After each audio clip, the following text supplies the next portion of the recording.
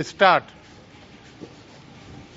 माननीय सभापति महोदय, उन्होंने साफ कह दिया कि अगर सामूहिक खेती होती है तो इसमें भी मुझे कोई आपत्ति नहीं है। मैं यह कहना चाहता हूं कि इस बिल को देखने से यह साफ स्पष्ट होता है कि उस सहकारी समिति के जितने सदस्य होंगे वह अपनी अपनी जमीन को एक साथ कर लेंगे और अगर समिति से निकालना चाहेंगे तो एक साथ अधिक जमीन उसको नहीं मिल सकती है। इस बिल के संबंध में इस सदन के सरकारी दल वाले लोगों ने और विरोधी दल के लोगों ने बहुत सी बातें कही है। जैसा कि यह बिल है, इसको अभी समिति के सामने विचार के लिए जाना है और वहां से विचार होने के बाद यह इस सदन के सामने फिर से विचार के लिए पेश किया जाएगा। तब माननीय सदस्यों को पूरी तरह से यह अधिकार होगा कि जहां तक इसमें दी गई बातों का संबंध है उसमें परिवर्तन ला सकते हैं या उसको हटा सकते हैं। कल से जो बातें हो रही हैं वह सब नोट की गई हैं और मैंने बहुत सी बातों को सुना है।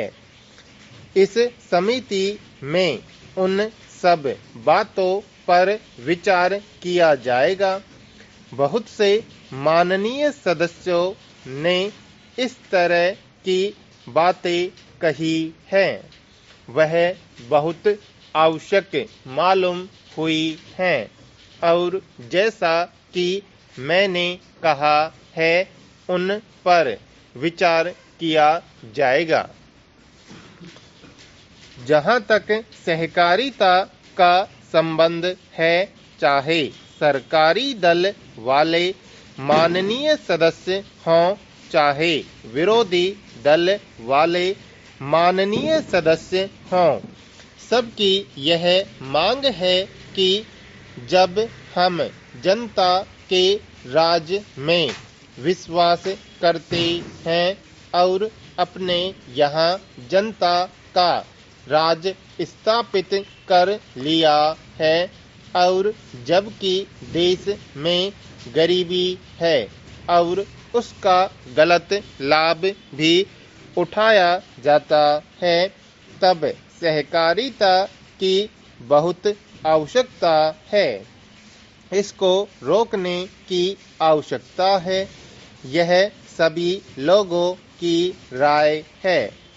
जहां तक इस सहकारी बिल का संबंध है, बहुत से माननीय सदस्यों ने बहुत सी बातें इसके संबंध में कही है।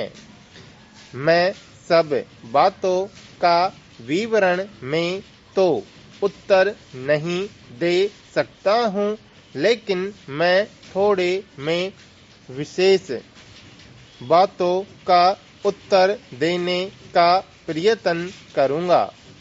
जैसा मैंने अभी कहा, जब हमने अपने यहाँ जनता का राज स्थापित किया है तो हमें अपने समाज के ढांचे को बदलना पड़ेगा।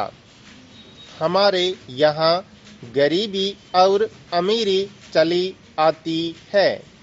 हमारे देश में एक गहरी खाई चली आती है और आज भी समाज में गलत लाभ उठाया जाता है।